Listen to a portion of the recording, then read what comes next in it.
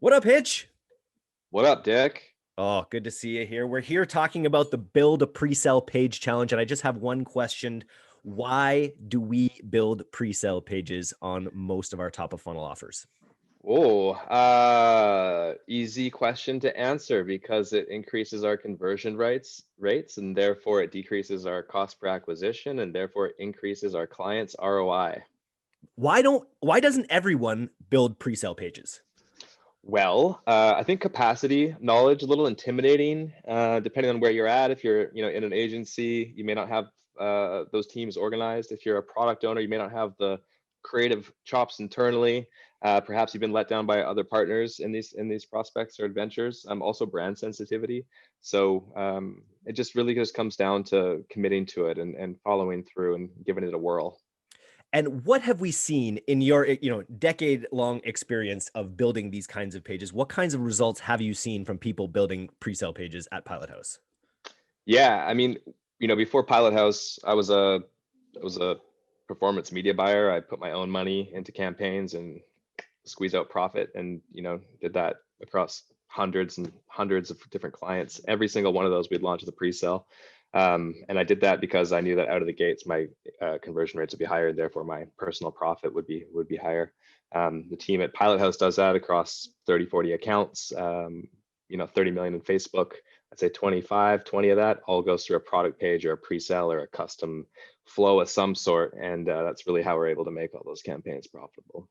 Very cool. So in the Build a Pre-sell Page Challenge, February 24th to 26th, we are opening up all of our blueprints, all of our best plays for building out pre-sale pages. Tell us a little bit more about what people are going to get in this 3-day challenge. Day one, we got our creative director coming in. Him and I are just going to talk about pre-sales, what they are, different types of product pages, different flows, what it is, the impact. Day two, we're bringing in a couple of our awesome copywriters. Old school copywriter, it's very direct response, long form, 8 steps to success kind of thing.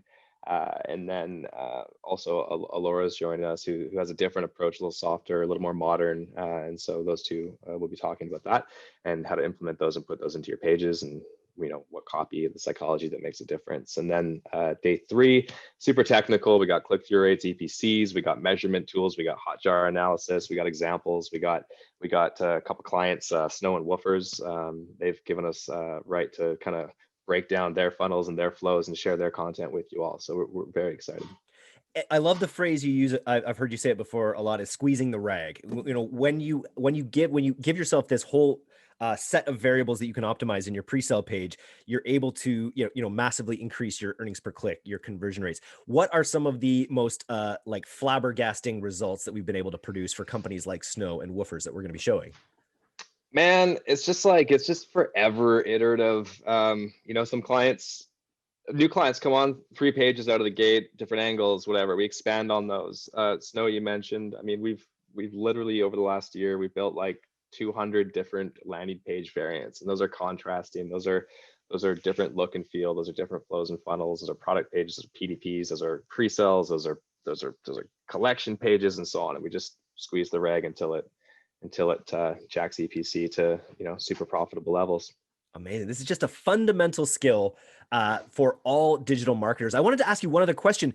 How big of a role, will the role of pre-sale pages increase or become more important or become less important with this big iOS 14 update that's coming?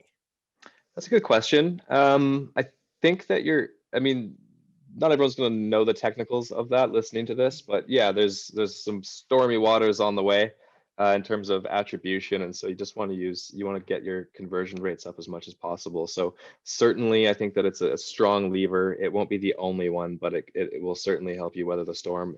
In that your overall conversion rates will be higher, your costs will be lower, and therefore your ROI will be higher. Because it's gonna leverage direct marketing tactics and strategies that you may not be able to use on your homepage in order to drive that sale quicker, more effectively, without impacting your overall brand experience, which takes over as soon as a user makes the purchase.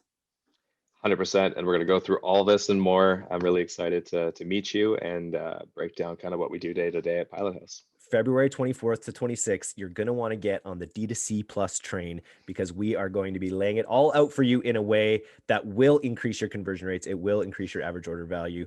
And you will walk away from this wondering why you weren't building pre-sales the whole damn time. Let's do it. Steal our secrets and grow your business. Perfect. Become the smartest marketer in the room. D2C Plus. Go there right now. Peace.